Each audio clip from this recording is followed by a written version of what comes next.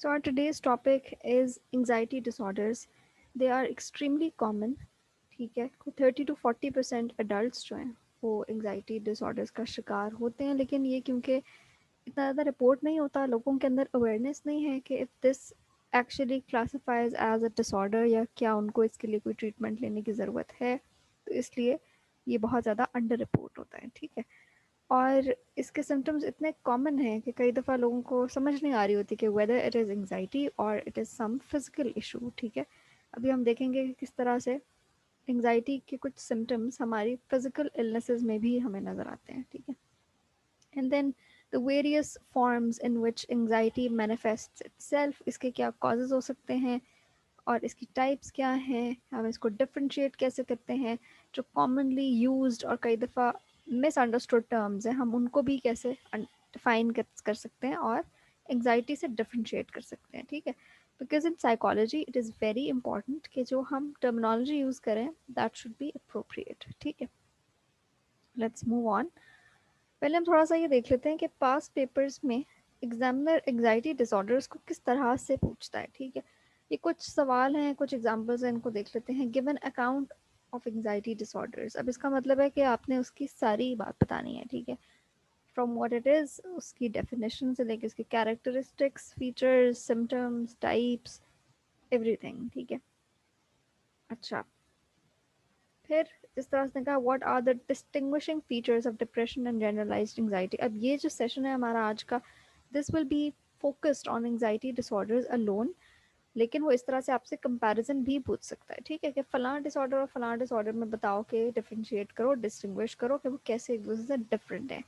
ठीक है, फिर एंग्जाइटी के सिम्टम्स आपको पता होने चाहिए, उनकी क्या फीचर्स हैं, किस तरह से वो मैनिफेस्ट होते हैं, फिर ड्यूरेशन क्या है, वो डिफरेंट टाइप्स क्या है, ऑनसेट क्या है, कब स्टार्ट होते हैं, इस तरह की चीज़, रिस्क फैक्टर्स क्या हो सकते हैं। ठीक है, तो हम एक जनरल ओवरव्यू ले लेते हैं इन सब चीज़ों का। Before moving on and understanding anxiety in itself, we need to go over some basic terminology जो कि हम रोज़मर्रा इस्तेमाल करते हैं ये लफ्ज़, लेकिन शायद हमें इनका प्रॉपर टेक्निकल जो है ना एक एक्सप्लेनेशन हम उससे वाकिफ़ नहीं होते। So let's talk about these terms. Worry, stress, anxiety, fear, tension, ये सब क्या होता है and how are they different? So worry की बात पहले करें। देखिए, worry वो चीज़ है जिसको हम कहते हैं फ़िक्र। ठीक है, सो जब आप फ़िक्रमंद होते हैं ना तो आपके जहन में डिफरेंट थॉट्स आ रही होती है। ठीक है, क्या हो रहा होता है कि you start to develop this vicious cycle जिसमें आप निकल नहीं पा रहे उस साइकिल से जिसमें नेगेटिव थॉट्स हैं। ठीक है, you feel that you are stuck in that और उसमें आप बहुत ज़्यादा प्रोडक्टिव भी फील नहीं कर रहे। अच्छा, हर चीज़ की ना एक फंक्शनल साइड है और एक डिसफंक्शनल साइड। ठीक है, कोई भी चीज़ हम ये नहीं कहेंगे कि इंटायरली वो गलत है, इंटायरली सही है। For example, worry is one of those things जो कि कुछ हद तक हमारे लिए यूज़फुल भी हो सकती है। कैसे हो सकती है useful? If you are worrying कि आप कहीं मीटिंग के लिए लेट ना हो जाएं, तो आप जल्दी जल्दी तैयार होंगे या आप अलार्म लगा लेंगे या आप वक्त से पहले उठ जाएंगे। ठीक है, so worry can sometimes help you in achieving your goal.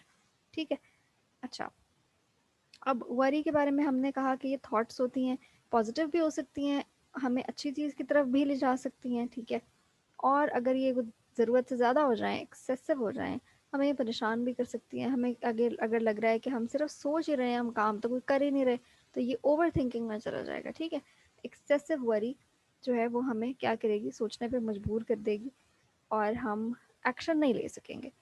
तो वरी जब पॉजिटिव होगी तो it will push us towards taking some action और हम एकदम प्रॉब्लम सॉल्विंग मोड में चले जाएंगे। ठीक है, बजाय ये कि हम हाथ पे हाथ रख के सिर्फ परेशान होते रहें, फिक्र करते रहें, we will actually get up and start doing something. तो यहाँ पर वरी क्या हो जाएगी, functional, it will help us in performing a certain task और सम फंक्शन। ठीक है, अच्छा, अब फॉर एग्जांपल वरी आपको इस चीज़ की है कि कहीं मैं एग्ज़ाम में फ़ेल ना हो जाऊँ, तो इस फ़िक्र से आप ज़्यादा बेहतर तैयारी करेंगे। ठीक है, आप अपनी स्ट्रैटेजी बेहतर कर लेंगे, तो यहाँ हमें वरी हेल्प करती है। अब आपने ये याद रखना है कि वरी जो है ना, जब वो नेगेटिव होना शुरू हो जाती है तो वो रेपिटेटिव होती है। ठीक है, आपके कंट्रोल में नहीं रहती, एक ऑब्सेसिव थॉट की तरह आने शुरू हो जाती है, बार बार बार बार, जैसे ऑब्सेशंस होती है ना, you can not stop worrying. और इसको हम कहते हैं कॉग्निटिव कंपोनेंट। क्यों? Because cognition means your thinking, your thought pattern, your thoughts.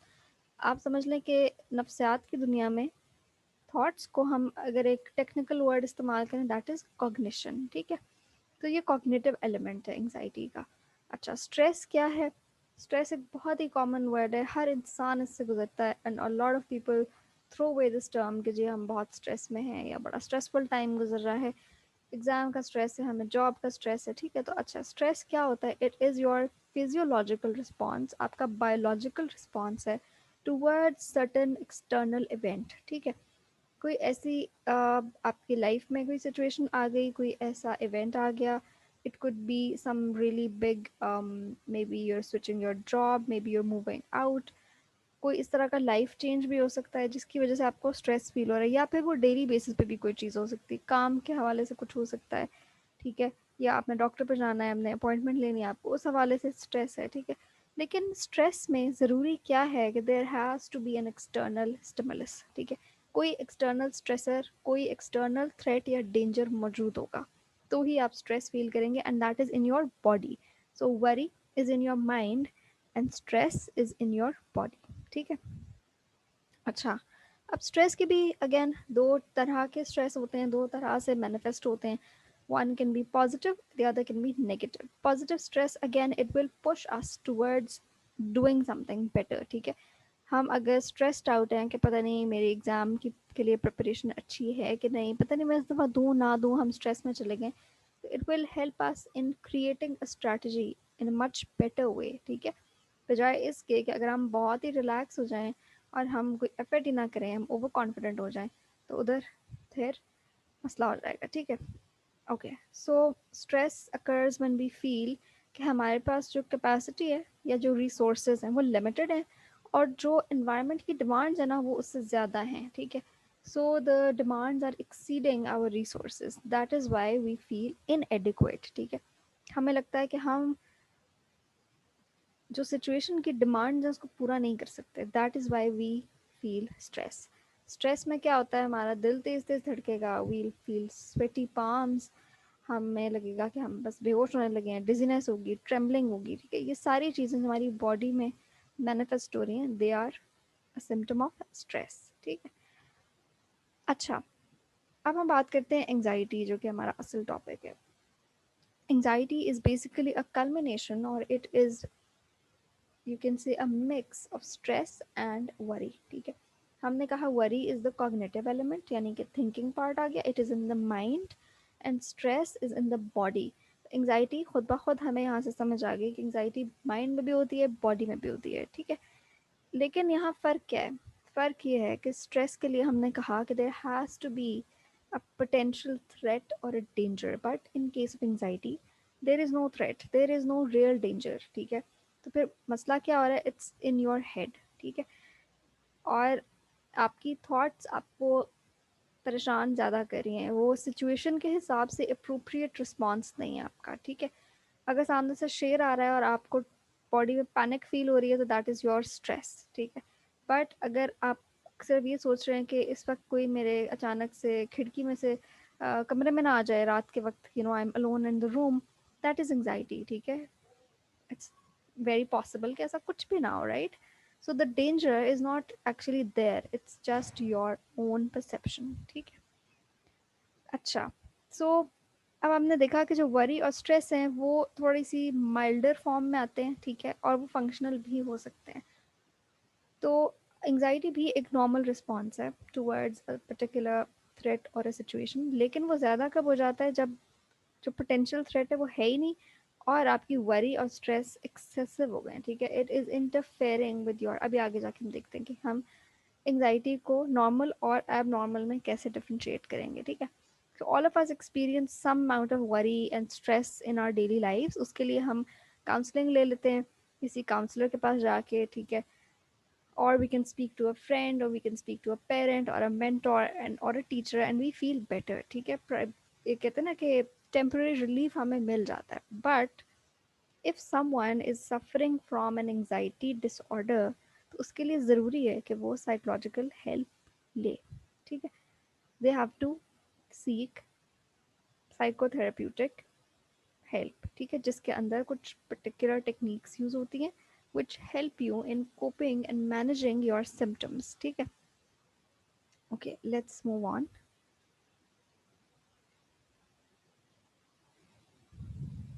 अच्छा, अब हम अनपैक करते हैं एंजाइटी क्या है। मैंने कहा कि anxiety is a normal reaction to stress and it can be beneficial in some situations, ठीक है। अब अगेन वही बात है कि हर चीज़ का एक फंक्शनल पार्ट होता है और एक डिसफंक्शनल पार्ट होता है। अब वहाँ तक तो एंजाइटी इज एक्सेप्टेबल, जैसा मैंने कहा कि वरी कुछ हद तक एक्सेप्टेबल है जब तक it is pushing you to act, ठीक है। इसी तरह स्ट्रेस भी एक्सेप्टेबल है as long as it is causing you to act, ठीक है। आप प्रॉब्लम सॉल्व करें स्ट्रेस की वजह से तो that is good enough.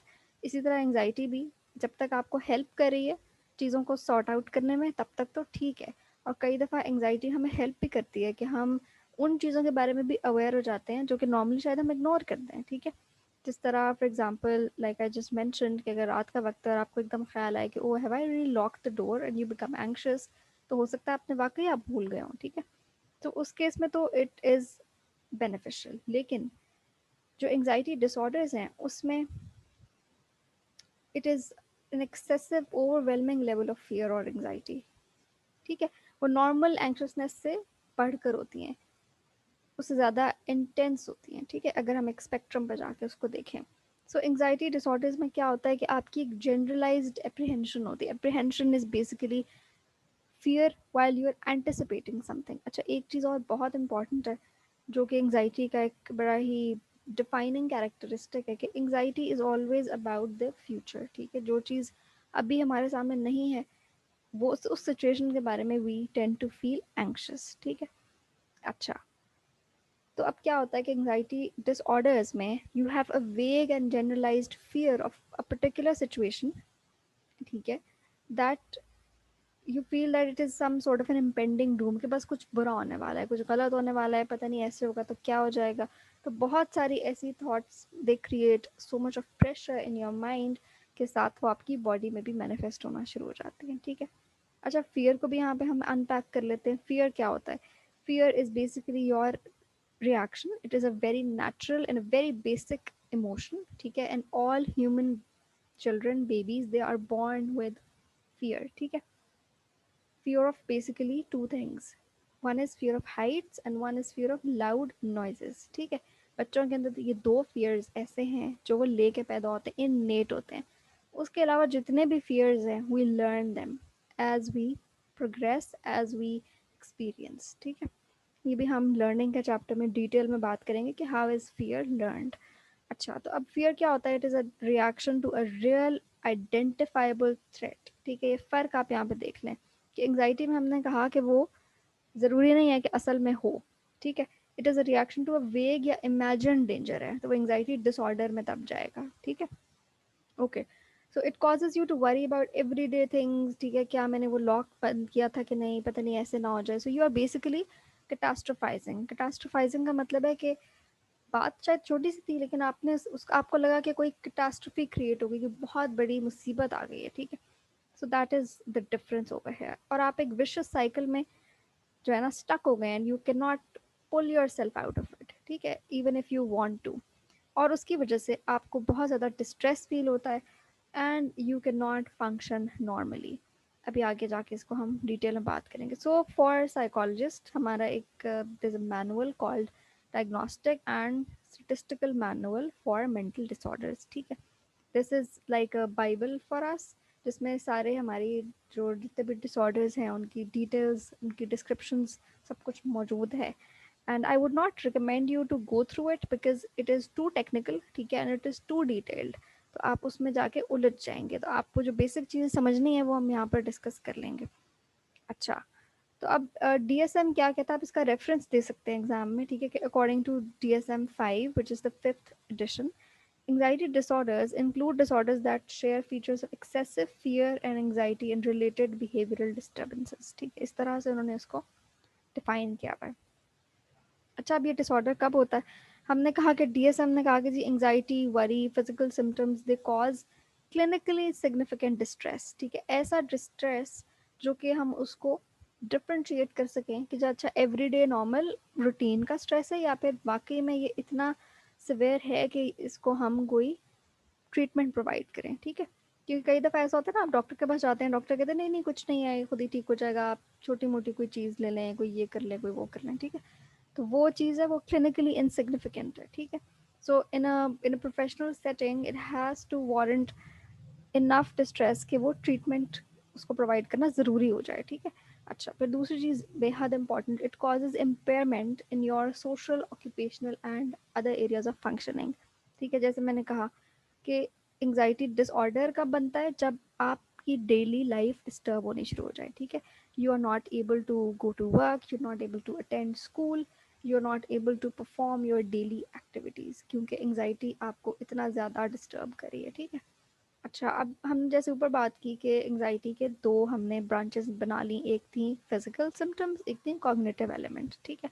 Cognitive element में हमारी सारी थॉट्स आ गई, और जो फिजिकल थी उसको हम सोमैटिक फीचर्स भी कहते हैं। सोमैटिक और soma means body, so it has to do with your biological responses, ठीक है। सोमैटिक फीचर्स में क्या आता है, you're feeling nausea, you're feeling dizziness, you're feeling trembling, shaking, ठीक है, हार्ट पैल्पिटेशंस हो रही हैं, रैपिड हार्ट बीट है, ये सब चीज़ें आपके बॉडी में अकर हो रही हैं, ठीक है, along with the cognitive symptoms of anxiety, ठीक है। अच्छा, अगेन थोड़ी सी यहाँ एक्सप्लेनेशन है कि it is constant, excessive and overwhelming, ठीक है। ये तीन लफ्ज़ डिफाइन करते हैं एंग्जाइटी डिसऑर्डर को, जिसकी वजह से आप काम नहीं कर सकते, आप फैमिली में मूव आउट नहीं कर सकते, ठीक है। और अगर आप कोशिश भी करते हैं तो दे ट्रिगर योर सिम्टम्स, ठीक है। ऐसा नहीं है कि आप कहें कि ओ नहीं तुम लोगों से मिलो, तुम घूमो फिरो, यू विल फील फाइन। हम अक्सर लोगों को ऐसे मशवरे देते हैं ना कि जब वो किसी प्रॉब्लम में होते हैं या वो किसी मसले का शिकार है, तो हम कहते हैं भाई तुम सोशलाइज करो, तुम बाहर निकलो, घूमो फिरो, you will be fine. But people with an anxiety disorder, हो सकता है उनके सिम्टम्स वर्सन हो जाएं, ठीक है। सो इस यहाँ पर ज़रूरत पड़ती है कि they need to seek professional help. अच्छा, और फिर एंग्जाइटी की एक और टेलिंग कैरेक्टरिस्टिक ये है कि जो रिस्पॉन्स है ना वो आउट ऑफ प्रोपोर्शन है, वो अप्रोप्रिएट नहीं है सिचुएशनली। देखिए ना, शेर आए सामने आ जाए, किसी के सांप आ जाए या कुत्ता आ जाए, तो हमारा चीखना, दौड़ना, भागना, चिल्लाना बनता है, that is appropriate, situationally appropriate है, ठीक। लेकिन एक ग्रुप ऑफ पीपल के सामने जाकर प्रेजेंट करना हो, तब आपकी टांगें कांप रही हो और आपको पैनिक फील हो रही हो, दैट इज नॉट अप्रोप्रिएट, ठीक है, that is not normal behaviour, ठीक है। Okay, let's move on. I think हमें किसी और ने भी ज्वाइन कर लिया। ओके, अच्छा जी, आगे चलते हैं।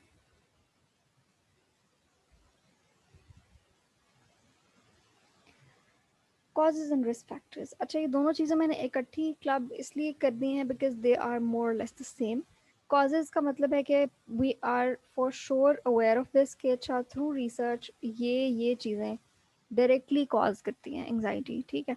And of course it can vary from individual to individual, इसमें कोई हार्ड एंड फास्ट रूल नहीं है, कुछ भी ब्लैक एंड वाइट नहीं है कि ज़रूर ही अगर कोई नेगेटिव इवेंट हुआ है तो वो उस इंसान को एंग्जाइटी डिसऑर्डर डेवलप हो जाएगा एडल्टहुड में, इट इज़ नॉट नेसेसरी, ठीक है। Why, because each individual is unique, ठीक है। हर किसी की लाइफ हिस्ट्री यूनिक है, हर किसी की कोपिंग स्किल्स यूनिक हैं, हर किसी का टेम्परामेंट डिफरेंट है, पर्सनैलिटी डिफरेंट है, फैमिली डायनामिक्स डिफरेंट है। तो कोई एक कोर्स नहीं है इस डिसऑर्डर का, ठीक है, कि आप ये करेंगे तो जी आपको जो है वो you are at risk for anxiety disorder. हम लिस्ट डाउन कर सकते हैं, पॉसिबिलिटीज़ बता सकते हैं, ठीक है। इसी तरह रिस्क फैक्टर्स हैं जिनको हम कह सकते हैं कि ये अगर आपके साथ ये चीज़ें पेश आई हैं तो you are more vulnerable than the rest of the population, ठीक है। पहली चीज़ इसमें जेनेटिक फैक्टर्स हैं कि sometimes anxiety disorders they run in the family, ठीक है। और बहुत सारे मेंटल इलनेसेस जो हैं they have a genetic component as well, ठीक है। और जो रिसर्चर्स हैं, जो साइकोलॉजी के स्कॉलर्स हैं, they have not reached, you can से they have not reached a decision कि जी क्यों एग्जैक्ट कॉज क्या है इन डिसऑर्डर्स की, ठीक है। विच इज़ वाई हम राह चलते किसी को साइकोलॉजिकली ट्रीट नहीं कर सकते, ठीक है, या किसी से एक दफ़ा मिलके हम उसकी सारे मसलों का हल नहीं बता सकते। It has to be a long term attachment जिसमें हम उसकी कंप्लीट पर्सनालिटी, जिसको हम टेक्निकली क्लिनिकल पिक्चर कहते हैं, हम उसकी कंप्लीट क्लिनिकल पिक्चर लें, उसके बाद जाके हम उसका ट्रीटमेंट प्लान करें, ठीक है। We can not just jump to this कि कोई बंदा आके कहे कि जी मुझे बहुत एंग्जाइटी है, हम कहें अच्छा जो ये लो भाई ये खा लेना जाके तुम ठीक हो जाओगे। नो, इट्स नॉट मेडिसिन कि वो लेगा और बस सही हो जाएगा। Yes, one treatment option is medication, लेकिन अगर हम साइकोलॉजिकल ट्रीटमेंट की बात करें तो वहाँ पर थेरेपीज भी आ जाती हैं, ठीक है। ओके, फिर again something very commonly occurring और बहुत ही सिंपल टू अंडरस्टैंड इज के स्ट्रेसफुल नेगेटिव लाइफ इवेंट्स जब अगर किसी की ज़िंदगी में पेश आते हैं तो they put them at a increase risk to develop anxiety in later life, ठीक है। अब ये क्या हो सकते हैं? Stressful life events, negative traumatic experiences, कुछ मैंने नीचे भी लिस्ट डाउन किए, आप इनको क्लब करके भी एक्सप्लेन कर सकते हैं और you can give separate headings, जैसे कि एक्सपीरियंसिंग पेरेंटल discord, ठीक है, experiencing your parents getting divorced, experiencing domestic violence in your household, ठीक है, ये सब चीज़ें एक बच्चे के लिए एक नेगेटिव एक्सपीरियंस होता है, ठीक है। फिर अगर हम एडल्टहुड की तरफ आएँ तो maybe loss of a job, maybe an illness, ठीक है। A lot of people who have certain physical illnesses, जिस तरह कैंसर सर्वाइवर्स हैं, they go through a lot of anxiety, ठीक है। इलनेस एंगजाइटी भी हो सकती है उनको कि वो रिकवर हो जाए, लेकिन बार बार उनको यही चीज़ जो है वो पिंच करे कि हमें दोबारा ना हो जाए, ठीक है। एक फियर डेवलप हो जाता है, वरी डेवलप हो जाती है। So a lot of stressful negative life events contribute to this, ठीक है। अच्छा, चाइल्डहुड ट्रॉमा में क्या आ जाता है? अगेन मैंने कुछ नीचे भी लिस्ट डाउन किया है। चाइल्डहुड निग्लेक्ट, अगर आपका पेरेंट मिसिंग है फ्रॉम योर लाइफ, ठीक है, may be loss of a parent, ठीक है। Death can also be an extremely traumatic experience for a child. ये सब चीज़ें, अब्यूज़ की कई फॉर्म्स हैं, कहीं कई किस्म की manifestations. It can B physical, it can be emotional, it can be sexual, it can be financial. तो किसी भी किस्म का abuse will leave it's trace marks on your personality, ठीक। फिर इस तरह वायलेंट फैमिली इन्वायरमेंट है, अगर आपके फैमिली में किसी को मेंटल इलनेस है तो seeing that person can also trigger your own anxiety, ठीक है। And then children who are raised in such households जहाँ पर there is lack of parental attachment or there is a lack of parental love, तो उधर low self esteem के भी बहुत ज़्यादा चांसेस हैं, ठीक है। Low self esteem means that your view about yourself is very negative, ठीक है। आपका सेल्फ इमेज बहुत पुअर है, बहुत वीक है। ये सब चीज़ें मिलके कोई खिचड़ी पकाती हैं और for unknown reasons and they result in anxiety disorders, ठीक है। ओके, अच्छा, अब क्या टाइप्स होती हैं इसकी? Let's just narrow it down. यहाँ पे मैं 5 टाइप्स डिस्कस करूँगी बिकॉज एक दो जिसमें से हैं वो they are no longer part of anxiety disorders. DSM को अगर हम फॉलो करें तो they have been move to another category, ठीक है। तो that is for another day, another discussion, right. आज हमने 5 डिसऑर्डर्स के बारे में बात करनी है: generalized anxiety disorder, panic disorder, phobic disorder, social anxiety and separation anxiety, ठीक है।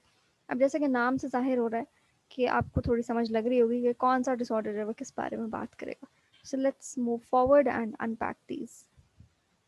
अच्छा जी, जनरलाइज्ड एंगजाइटी डिसऑर्डर, जिसको GAD भी कहते हैं, ये क्या होता है? इसमें क्या होता है कि you have a persistent and excessive worry which interferes. अब मैंने हाईलाइट की हैं वो चीज़ें जिनको हम पहले डिस्कस कर चुके हैं, वो बार बार आपको ये टर्मिनोलॉजीज जो है ना वो डिसऑर्डर की जब एक्सप्लेनेशन है उसमें नज़र आएंगी, ठीक है। And if you are attempting such a question किसी भी डिसऑर्डर पे हो, आपने लाजमी इस तरह के वर्ड्स को यूज़ करना है, ठीक है। आई वुड सजेस्ट कि डिसऑर्डर्स की जब बात आती है, अगर आप अटेम्प्ट कर रहे हैं ऐसा question, so make sure that you don't paraphrase, ठीक है। पैराफ्रेज होता है कि हमने एक चीज़ पढ़ी और उसको अपने वर्ड्स में लिख दिया, मीनिंग वही रहा लेकिन वर्ड्स चेंज हो गए। जैसे प्रेसी होती है कि मीनिंग वही रहेगा but you change the words. आपने ऐसा नहीं करना, ठीक है। डिसऑर्डर्स को एक्सप्लेन करते हुए अपने वर्ड इस्तेमाल नहीं करने। आपने एक्सेसिव और परसिस्टेंट वरी ही लिखना है अगर जनरलाइज्ड एंग्जाइटी डिसऑर्डर का सवाल आता है, ठीक है। Okay, so it interferes with your daily activities. अब इसको आप अनपैक कर सकते हैं, जो मैंने ऊपर बातें की कि at home, at work, at this and that, ठीक है।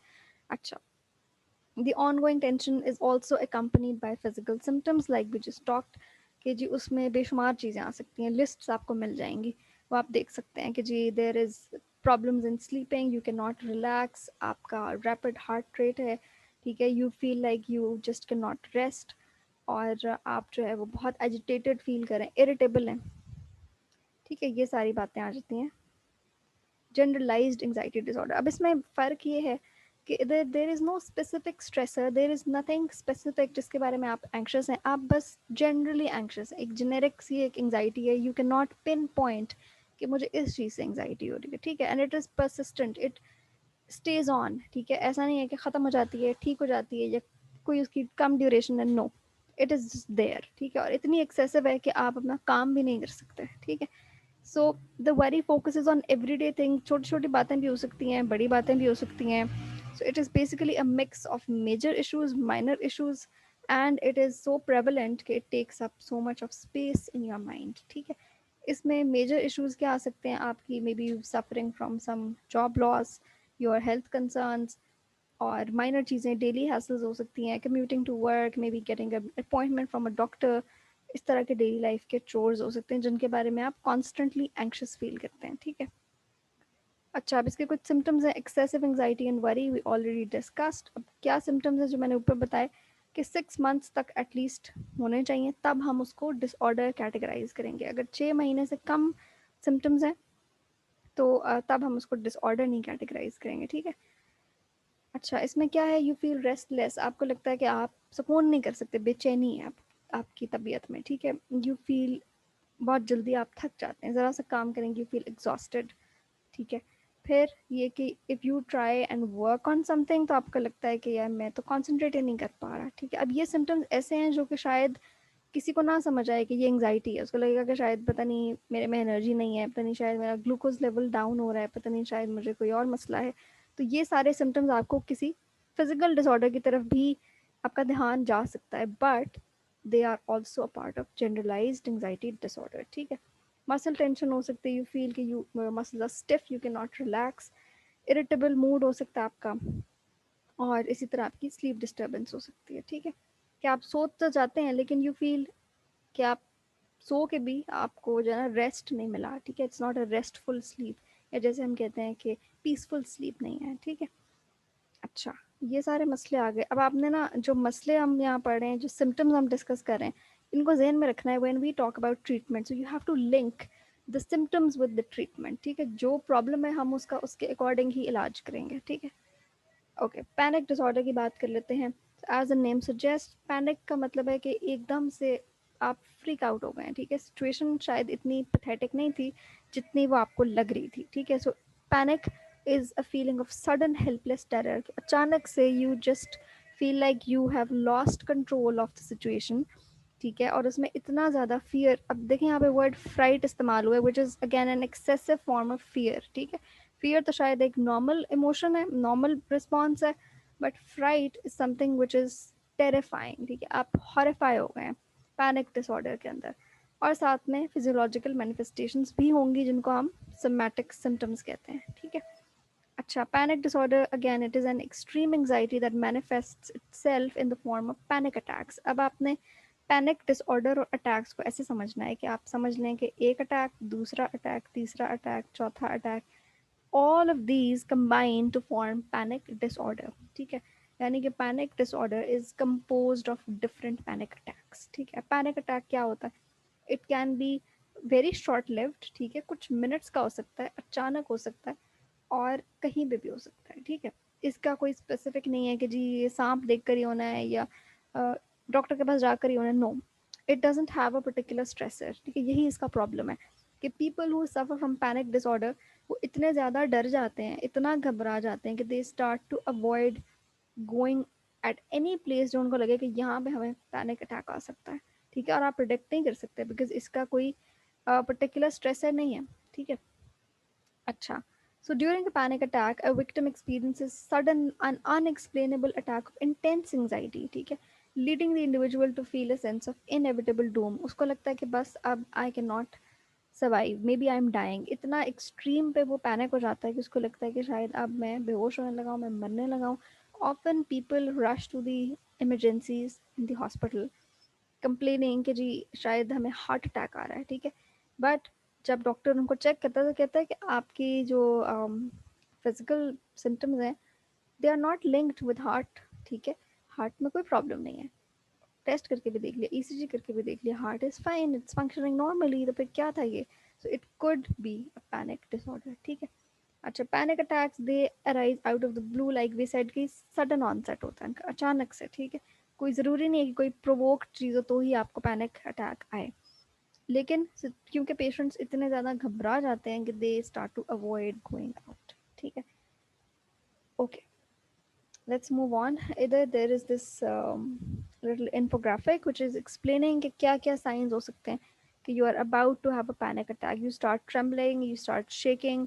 आपको लगता है कि आपके जो है ना वो limbs में जान नहीं है, you cannot move. You feel dizziness. आपको लगता है आप जो है ना वो you're about to lose consciousness.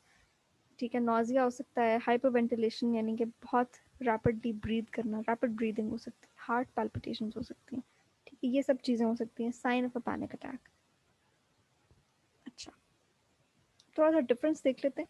हमने एंग्जाइटी की बात की, हमने पैनिक अटैक की बात की, क्या डिफरेंस है इनमें? तो एंग्जाइटी हमने कहा it has to do with excessive worry, ठीक है, और पैनिक अटैक हमने कहा कि एक overwhelming state of anxiety and fear है। फिर वी सेड कि जी वरी और स्ट्रेस जो है वो टाइम के साथ साथ इंटेंस होते जाते हैं, ठीक है।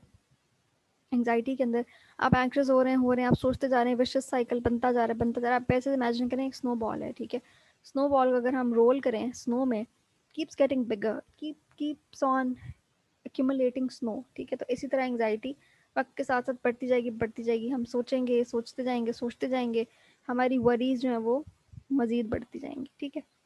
पैनिक अटैक में क्या होता है कि सडन ऑनसेट, एक जो है ना उसका अगर हम ग्राफ बनाएं तो वो एक पीक आएगी उसकी, ठीक है, 10 मिनट तक, maximum 20 minute, and then it will just end and you will be back to normal, although you will feel very exhausted after a panic attack, लेकिन इसका कम ड्यूरेशन होगी। और ये अटैक्स जिसको वो बार बार एक्सपीरियंस करे तो हम कहेंगे कि this person is suffering from a panic disorder, ठीक है।